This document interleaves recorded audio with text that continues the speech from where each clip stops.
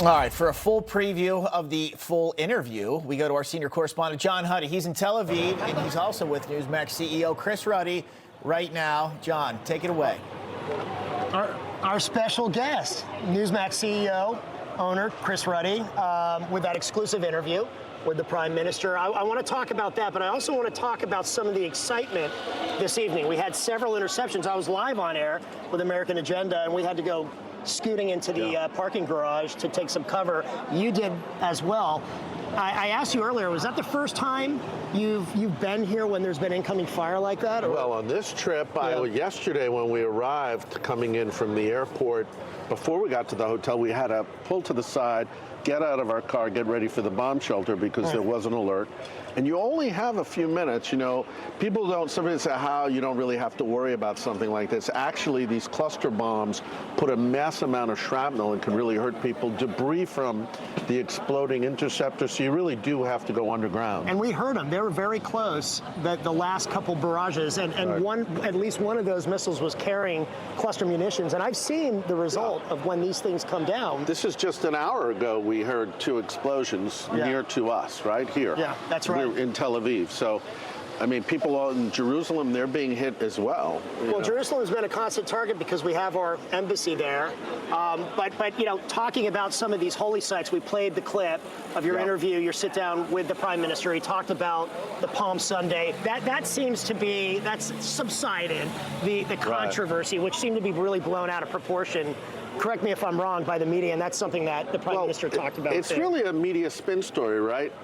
The Israelis are telling everyone, the Jewish synagogue congregants aren't going because they're telling people not to have mass meetings because of these missiles coming in. Right. The Iranians are targeting Jerusalem, which is pretty scandalous, the holy sites of Islam, Judaism, and Christianity. So the Israelis said for the church not to have a meeting at that time, which is perfectly reasonable. Right. And it wasn't targeting them. Now, they said it was such a small group that actually showed up, they could have actually gone ahead and done it. But again, this is where the media spin is coming in, and it's trying to put people against Israel, trying to turn Christians against Israel. And I think what we're seeing is Christian community, both evangelicals, Catholics, everybody is basically supporting Israel at this time. What did the Prime Minister say about the ongoing operation? We have about a minute left, and I don't want to give away too much of the interview. I want people to watch it coming up at 5 o'clock on The Big Take with Ed. But give me a little bit of what you guys talked about in terms of the operation, how it's going, and how much longer, if he gave a time estimate on that. Well, it's interesting. He didn't want to commit, but when I pressed him on when are we going to call this mission accomplished, he said they have a lot more to do, and he threw out the potential was over the 50% mark. So that means there's quite a number of days or weeks ahead. Yeah. He sort of walked that back a little bit and said he didn't want to commit. He really showed tremendous enthusiasm for what President Trump and the United States has been doing. And it's really about preventing a nuclear holocaust. These guys are very close to getting a nuclear warhead. And hopefully putting things in a trajectory where my children, who are 3 and 7, aren't fighting in another war with Iran. That's what my hope ultimately is, that they're going to prevent this operation, and continue it on. Iran has been at the center of Hezbollah, Hamas, all of these terrorist groups for the past 40 years. They've been attacking Americans, Israelis, many other people.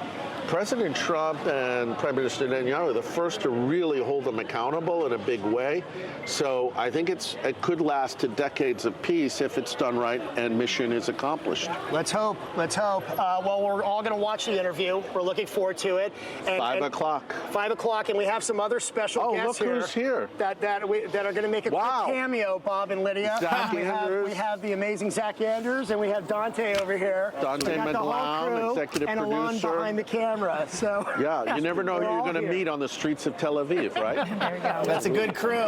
Tell everybody we said hello. Have fun, guys. There's a burger place right here. All right, enjoy. Get something good to eat. We will. We'll have fun. Thank you, guys. All right, thank you. All right, as you